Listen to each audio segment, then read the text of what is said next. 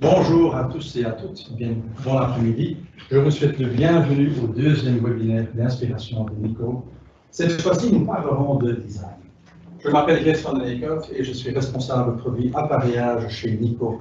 Ensemble, avec mon équipe, on est responsable pour le développement et le lancement de toute la gamme des interrupteurs, des prises de courant, y compris les finitions et le design. Je travaille pour Nico depuis plus de 20 ans et j'ai toujours aimé associer la théorie à la pratique. Ce webinaire, il fait partie de notre programme We Care for Your Planet. Cela fait un moment maintenant que nous sommes tous et que nous avons donc pu faire l'inventaire des choses que nous apprécions et de celles que nous aimons. Avec ce programme, nous tenons à vous inspirer et à vous aider dans vos plans pour faire de votre maison un lieu encore plus confortable. Aujourd'hui, nous sommes en bonne compagnie. Annick Ott est ici à mes côtés. Elles forment ensemble avec Bieke Damen un duo créatif de stylistes intérieurs. Et elles sont connues sous le nom de Studio Unique. Mais avant de traiter plus en détail le sujet d'aujourd'hui, je tiens à vous informer de la possibilité d'une courte séance questions-réponses après la présentation. Et pendant, vous pouvez toujours transmettre vos questions via le chat. Ensuite, après, nous allons en sélectionner un certain nombre d'elles pour y répondre. Si vous voulez faire de votre maison un foyer, le style de votre intérieur peut jouer un rôle très important. Vous pouvez ainsi créer un endroit où vous arrivez à vous détendre et à vous retrouver. La décoration de votre intérieur peut être très personnelle et variée. Certaines personnes se sentent chez eux et trouvent le repos dans un intérieur moderne et épuré, et d'autres préfèrent se blottir dans un intérieur doux et câlin. Quel que soit votre style, il est très important d'observer la cohérence dans tout votre intérieur afin que votre maison soit un vrai foyer. En appliquant un style, vous pouvez vous appuyer sur un certain nombre de principes de base, la forme, la couleur, la matière et la texture, pour les objets et les accessoires intérieurs. Et Nico s'est aussi basé sur ces principes pour lancer ces 3 séries de design sur le marché. Ils s'appellent le Nico Pur, le Nico Intense et le Nico Original. Le design minimaliste de la gamme Nico Pur s'intègre parfaitement dans une maison moderne et épurée. Grâce à son contour rectiligne, combiné avec des lignes adoucies, la gamme Nico Intense est le choix parfait pour une maison contemporaine aux détails chaleureux. Les lignes courbées et la forme légèrement bombée de la gamme Nico Original, en revanche, est le choix parfait pour un intérieur de campagne moderne et chaleureux. En plus de ce principe de base, il est bien sûr toujours intéressant de se pencher sur les tendances actuelles de la décoration d'intérieur, pour donner une touche contemporaine et personnelle à votre intérieur et à votre style. Et c'est pourquoi que je suis heureux de donner la parole à Annick maintenant. Elle nous en dira plus sur les tendances actuelles et sur la manière dont nous pouvons les appliquer dans notre décoration d'intérieur. Bonjour Gert, bonjour à tous. Je me présente, je m'appelle Annick Ott, je suis styliste en décoration déjà depuis une bonne vingtaine d'années, ça fait quand même déjà pas mal de temps. Depuis tout ce temps, qu'est-ce que j'ai fait? J'ai travaillé pour la presse longtemps, pour des magazines comme Flair, Décoïdé, Gaëlle Maison. Et il y a 6 ans, on a créé Studio Unique avec mon associé Bieke Damen, que vous aurez la chance de voir tout à l'heure, pour pouvoir travailler de manière plus forte à 2. Et en travaillant à 2, ce qu'on fait, c'est que maintenant, on ne travaille plus vraiment du côté de la presse, mais plutôt du côté du B2B. Donc, on travaille plutôt avec les marques, on les aide à réaliser des concepts, mais aussi on travaille pour des promoteurs ou alors aussi des particuliers pour aménager des intérieurs. Et il nous arrive aussi encore de faire des catalogues de déco, donc de faire du stylisme ensemble. Bon, mais assez parlé de moi, je vais vous expliquer les nouvelles tendances. Tendance plutôt la manière de vivre dans notre maison aujourd'hui et vous expliquer à quoi ça fait référence. Voilà. Alors, on remarque aujourd'hui qu'il y a 3 tendances, donc le Home Up, le Simplicité et l'imperfection parfaite.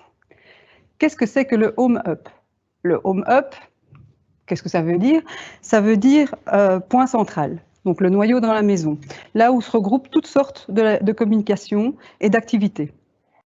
On sait très bien que notre maison, c'est le lieu où on rentre le soir, on se délasse, on se détend, on rencontre sa famille. Donc il y a un lien social, il y a un lien de détente, mais on se rend compte aussi depuis quelques mois, et là je pense qu'il y a certains qui peuvent vraiment en parler, que la maison est devenue l'endroit où on fait plein d'autres activités. On peut y travailler. Voilà, je suis désolée de revenir sur ce genre d'actualité, mais on peut aussi y faire du sport. Donc certains iront même jusqu'à faire du sport haut niveau en ayant un spa à la maison, une piscine, car à mon avis, il va y avoir pas mal de piscines cet été qui vont se construire. Donc par conséquent, avec tout ça, la maison devient un lieu multifonctionnel. On a besoin d'espaces qui peuvent se transformer, qui peuvent être modulaires. La même chose pour le mobilier, il peut avoir différentes fonctions. Il y a le smart living aussi, qui est 2.0, là où on aura plus de caméras intégrées, de thermostats intelligents, tout ça. Pour revenir sur le premier thème, qui est la maison modulaire, donc ça, ce sont les trois types de petits thèmes que je voulais vous parler dans le Home Up.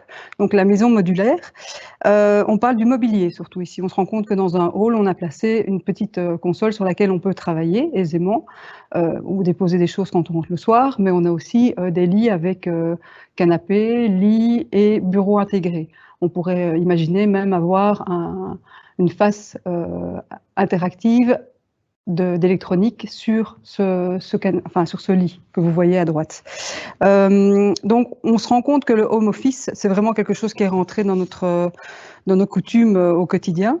D'ailleurs, pour vous aider à créer vous-même votre bureau, avec BIC, on a réalisé un petit e-book qui est gratuit. Vous pouvez aller downloader sur notre site internet qui est studiounique.be. Mais bon, voilà, comme je vous l'explique, la modularité du mobilier ne s'arrête pas au bureau. À Maison Objet, on a vu d'autres moyens d'avoir du mobilier modulable. On a vu des tables qui devenaient des chambres, enfin qui devenaient des lits. On a vu des canapés lits aux lignes de D-bed, donc qui peuvent rester de manière très design dans la pièce. Les espaces sont aussi beaucoup plus multifonctionnels, donc on y fait beaucoup plus de choses. Donc, c'est une raison pour laquelle on les charge moins. Donc, une pièce dressing va devenir une chambre d'amis. Vous voyez à gauche, c'est là qu'on y range son linge, mais c'est là aussi qu'on y fait dormir ses amis. Et quand le canapé-lit est replié, on peut y faire du sport. À côté, on a un hall d'entrée où c'est pas un hall d'entrée, pardon, c'est plutôt une bibliothèque, un espace bibliothèque où on peut accueillir des enfants pour jouer. On voit d'ailleurs la petite table et les chaises. Et on imaginerait tout à fait mettre son tapis de yoga dans le grand espace au milieu, entre tout ça, quoi. On voit aussi ici qu'une maison peut accueillir un bureau dans un espace réduit et être presque au centre de la pièce, puisque c'est un espace qui est totalement ouvert. Et on imagine très bien que dans ces cas-là, vu toutes les lumières qui sont dans cet endroit, comme vous voyez dans l'appartement ici même, on aurait une prise qui commande de manière assez efficace tous ces points de lumière. On habite plus malin, comme je vous l'ai dit aussi tout à l'heure. Donc, nos espaces sont des espaces où on va essayer de concentrer le plus de choses. Donc, on s'est rendu compte qu'en matière d'immobilier, les nouvelles constructions étaient plus petites, donc on réduisait la grandeur des appartements, mais c'était fait de manière beaucoup plus intelligente. Donc les meubles étaient encastrés généralement, on avait déjà une armoire qui était dans un mur perdu ou quelque chose comme ça. Et donc on peut du coup avoir vraiment une vie beaucoup plus compacte. On se rend compte aussi que comme l'espace se réduit, on a des objets, je veux dire, qui sont beaucoup plus intelligents aussi. Donc on connaît tous par exemple ce robinet qui permet d'avoir de l'eau chaude en une pression, même de l'eau bouillante, de l'eau déjà filtrée ou de l'eau pétillante. Ça c'est un peu ce que tous nos objets nous proposent maintenant. On n'a plus qu'une seule fonction, on en a plusieurs. Donc c'est comme le smartphone qui nous fait appareil photo, agenda, accès Internet, tout ça. Donc aujourd'hui les commandes de la maison se retrouvent en un seul écran. Et d'ailleurs, on peut piloter à partir de cet écran toutes les fonctions de la maison. J'ai vu d'ailleurs que Nico avait un interrupteur qui s'appelle le Digital Black, qui est un interrupteur qui permet d'un seul point de contrôler 12 choses différentes. Donc, le voilà. Ça, c'est un appareil très intuitif. Il suffit de faire dérouler le système pour aller choisir ce que l'on veut changer dans la maison, la lumière, le thermostat et tout ça. Et on peut monter ou descendre le thermostat, les lampes, donc c'est dimmable. C'est vraiment quelque chose de malin et qui s'intègre très bien aussi avec d'autres prises de la même collection de chez Nico. Donc à vous de trouver les interrupteurs qui vous plairont et qui iront avec. Pour terminer ce thème du Home Up, je vous expliquerai 2-3 petits conseils qu'on aime bien offrir. C'est pour se faire un petit bureau à la maison, pourquoi pas simplement avoir 2 blocs tiroirs d'un côté et peindre une planche, une vieille planche qu'on a trouvée, et faire un coin bureau dans un endroit.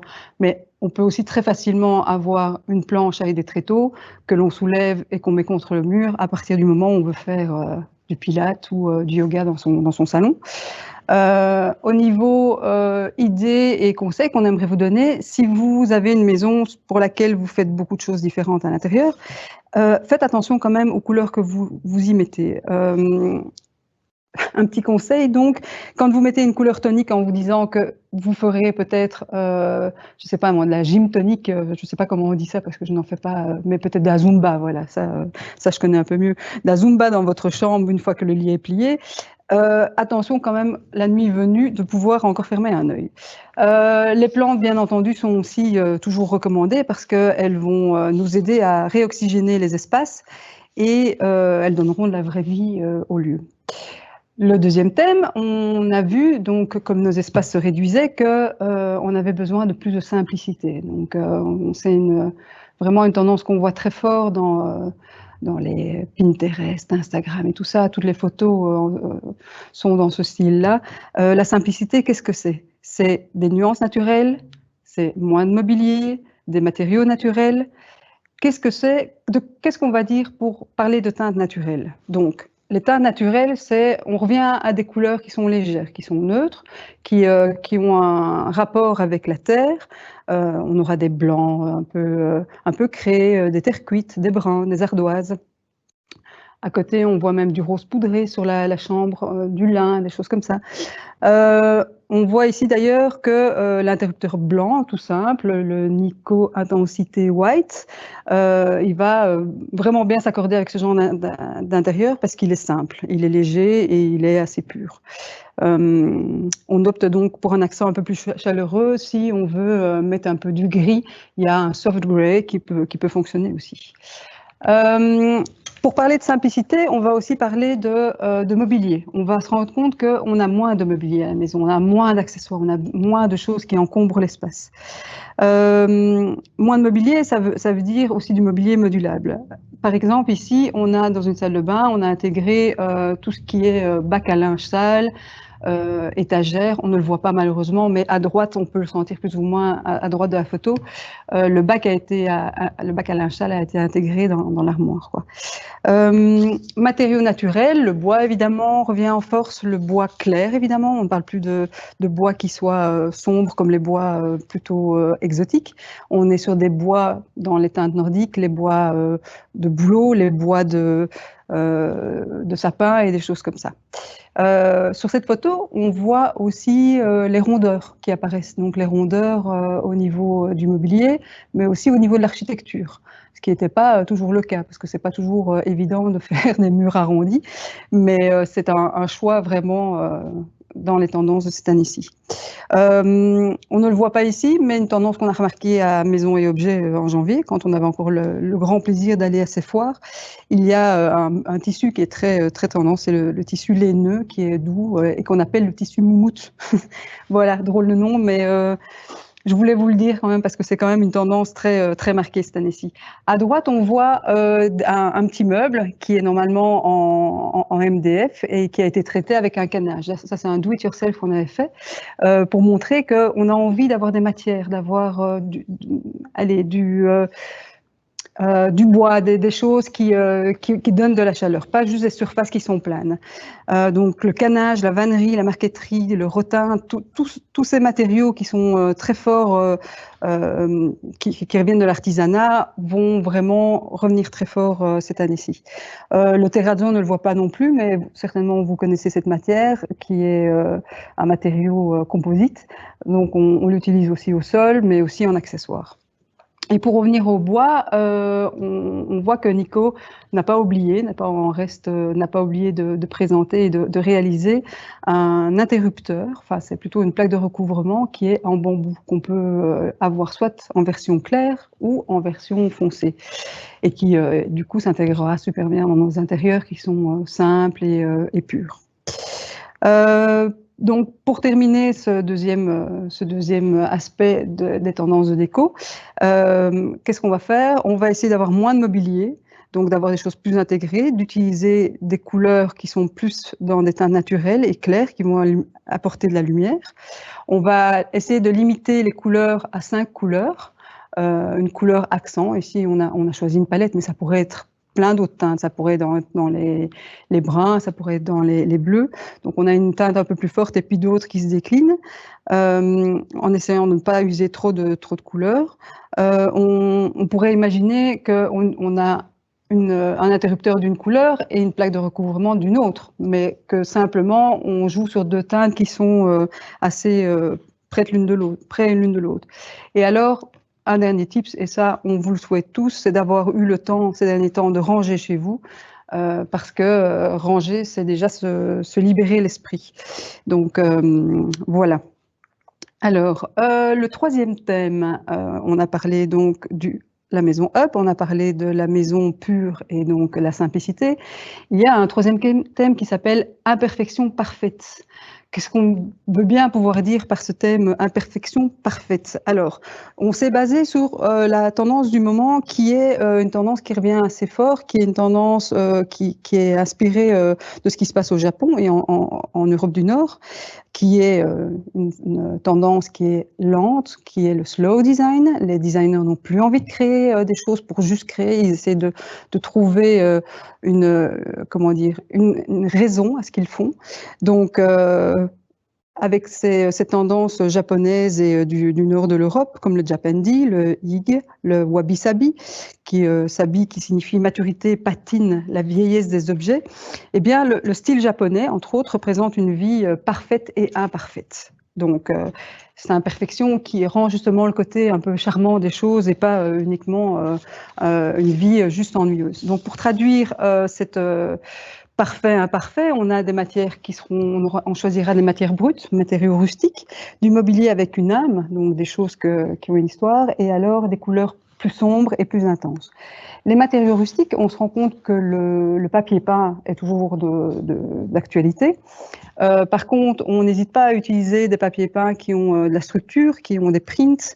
On a des matériaux qui sont aussi dans les peintures déjà, qui donnent un effet béton, qui donnent un effet qui pourrait aussi donner un effet craie. C'est Lévis qui a fait ça récemment. Ici, on voit par exemple un interrupteur qui est grège. C'est comment dire, c'est 2 mots qui se mettent ensemble, qui sont beige et gris, et qui donnent cette couleur un peu justement authentique, un peu champêtre, qu'on pourrait tout à fait imaginer dans ce genre d'ambiance. Quand vous voyez les photos à côté, on pourrait tout à fait voir ce type d'interrupteur dans les photos qu'on a là. Et dans les matériaux rustiques, on parle aussi du shusugiban. Excusez-moi ma prononciation, je ne suis pas japonaise, donc le shusugiban. On appelle ça aussi le yakisugi. Voilà, c'est une tendance que l'on voit de bois brûlé, donc du bois noirci. Quickstep a fait un laminé d'ailleurs, qu'on voit ici, sous cet aspect bois brûlé. Dans l'idée des matériaux bruts, on a aussi, si vous voyez à droite, le fait de récupérer des matériaux qui viennent de la terre, des choses comme des pierres, des morceaux de bouleau, des branches de bois, de l'argile. On a beaucoup plus des objets venus de la terre.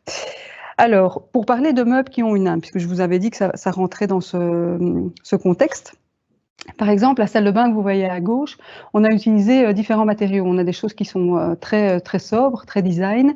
Et puis alors, on a par exemple la planche sur laquelle repose le lavabo, qui elle est une planche de matériaux bruts, avec laquelle on fait des coffrages normalement. Et on voit aussi sur cette photo que par exemple, l'étagère, c'est une étagère vintage. Donc on a mélangé plein de choses différentes. On a mélangé du design, on a mélangé des objets de récup, on a mélangé du design. vintage. La même chose, par exemple, à droite, à la photo du salon avec l'armoire. On voit une armoire ici qui est une armoire assez récente, mais dessus, on a des petits tabourets vintage, devant, pardon. On a des tabourets vintage. On a aussi un tabouret qui a été fait maison avec du bois de bouleau, la récup. On a des tissus laineux. Enfin bref, on sent vraiment qu'on essaie d'apporter de l'âme à nos maisons.